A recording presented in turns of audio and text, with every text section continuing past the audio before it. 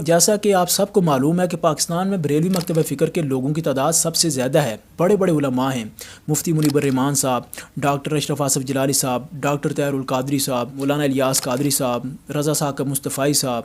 پیر سید عرفان شاہ صاحب، پیر سید حسین الدین شاہ صاحب اور کئی ایسے علماء ہیں جن کا نام میں یہاں پر نہیں لے رہا۔ اسی طرح بہت ساری ایسی گدیاں ہیں یا بہت سارے ایسے سجادہ نشین ہیں، عیدگاہ شریف، گولڑا شریف، سیال شریف،